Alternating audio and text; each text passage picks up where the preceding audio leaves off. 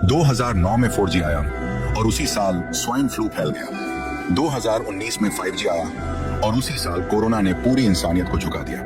1G आधिकारिक 1981 में launch हुआ था, पहली बार जापान में।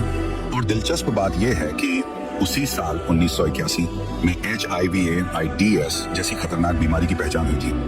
2G नेटवर्क ऑफिशियली 1991 में लॉन्च हुआ था, पहले फिनलैंड में GSM टेक्नोलॉजी के साथ। और ठीक उसी दशक की शुरुआत 1991 से 1993 में एक नई बीमारी और वायरस स्ट्रेन दुनिया में फैलने लगी, cholera outbreak, vibrio cholerae O139 strain, जो पहले कभी नहीं देखा गया था।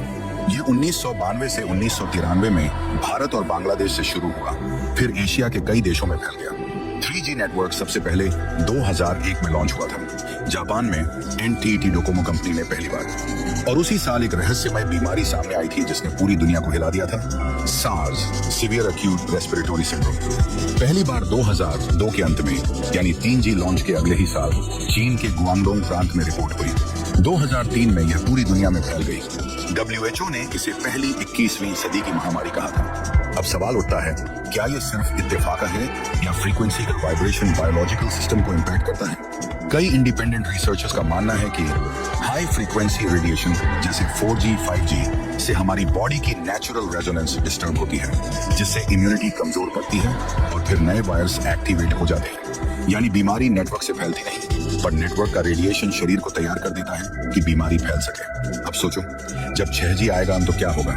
कहा जा रहा है कि 6G इंसान के दिमाग से सीधे जुड़ जाएगा। हर सोच, हर ख्याल, हर भावना सीधे क्लाउड में रिकॉर्ड होगी। यानी अब तुम्हारा मोबाइल नहीं, तुम खुद नेटवर्क का हिस्सा बन जाओगे। और जब नेटवर्क ही इंसान बन जाए तो इंसानियत कहाँ बचेगी? हर बार ये टेक्नोलॉजी उसी देश से निकलती है जहाँ से बीमारियां और नई बीमार सोच भी निकलती है। क्या ये इत्तेफाक है या एक्सपेरिमेंट? क्या ये अपग्रेड है या ट्रैप? जब 6G आएगा तो सिर्फ इंटरनेट तेज नहीं होगा, बल्कि कंट्रोल सिस्टम भी तेज हो जाएगा। तुम्हारी आंखें जो देखेंगी, तुम्हारे कान जो सुनेंगे, यहाँ तक कि तुम्हारा दिल जो महसूस करेगा, सब एक सिग्नल से कंट्रोलेबल होगा। याद रखो, हर नई फ्रीक्वेंसी एक नई इनविजिबल चेन लेकर आती है और एक दिन ये चेन हमारी सोल को बांध देगी। कहानी टेक्नोलॉजी की नहीं, कंट्रोल की है।